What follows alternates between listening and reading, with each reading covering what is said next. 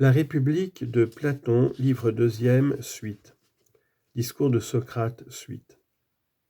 Mais, repris-je, est-ce que les dieux, incapables de changement en eux-mêmes, pourraient nous faire croire qu'ils apparaissent sous des formes diverses, en usant d'imposture et de magie? Peut-être. Quoi donc, m'écriai-je, un dieu voudrait mentir en parole ou en acte en nous présentant un fantôme au lieu de lui-même? Je ne le sais pas, avoua-t-il. Tu ne sais pas, poursuivis-je, que le vrai mensonge, si je puis ainsi m'exprimer, est également détesté des dieux et des hommes? Comment l'entends-tu? Demanda-t-il. J'entends, répondis-je, que personne ne consent de bon gré à être trompé en la partie souveraine de son être sur les matières les plus importantes.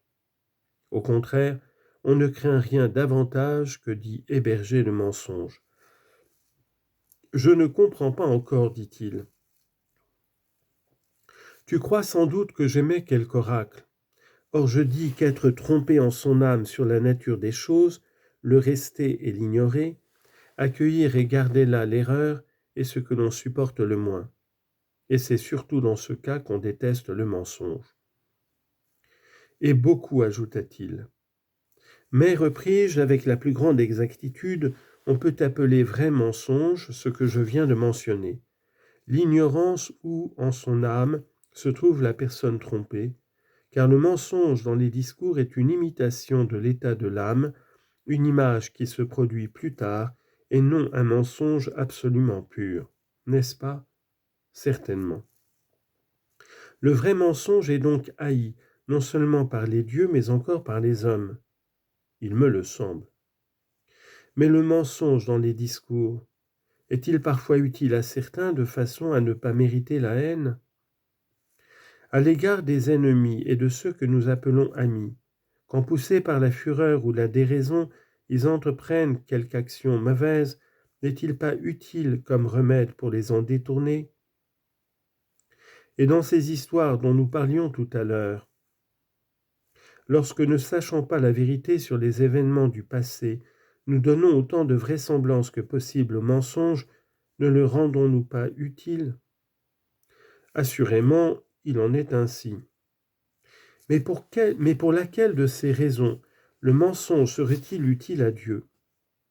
Est-ce l'ignorance des événements du passé qui le porterait à donner de la vraisemblance au mensonge? Cela serait ridicule, dit-il. Il n'y a donc pas en Dieu un poète menteur? Il ne me semble pas. Mais alors, serait-ce la crainte de ses ennemis qui les ferait mentir? Il s'en faut de beaucoup. La fureur ou la déraison de ses amis? Mais, fit-il remarquer, Dieu n'a point d'amis parmi les furieux et les insensés. Il n'y a donc pas de raison pour que Dieu mente? Il n'y en a pas. Par conséquent, la nature démonique et divine est tout à fait étrangère au mensonge. Tout à fait, dit-il.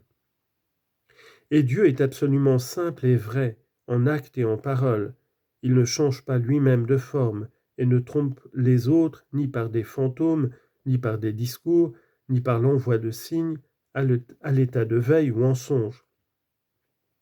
Je le crois, avoua-t-il, après ce que tu viens de dire. Tu reconnais donc, poursuivis-je, que voilà la deuxième règle qu'on doit suivre dans les discours et dans les compositions poétiques sur les dieux. Ils ne sont point des magiciens qui changent de forme et ne nous égarent point par des mensonges en parole ou en acte. Je le reconnais.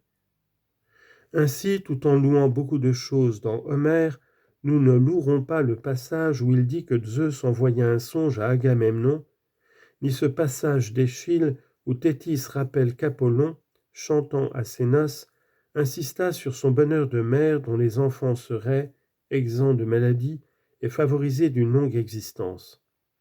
Il dit tout cela et m'annonça de divines rencontres en son péant, emplissant mon cœur de joie. Et moi j'espérais qu'elle n'était point menteuse, la bouche sacrée de Phébus, d'où jaillissent les oracles.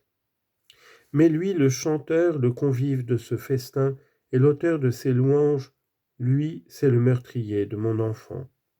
Point de suspension. Quand un poète parlera ainsi des dieux, nous nous fâcherons, nous ne lui accorderons point de cœur, et nous ne laisserons pas les maîtres se servir de ces fables pour l'éducation de la jeunesse. Si nous voulons que nos gardiens soient pieux et divins dans la plus grande mesure où des hommes peuvent l'être, je suis d'accord avec toi sur ces règles, dit-il, et en userai comme de loi.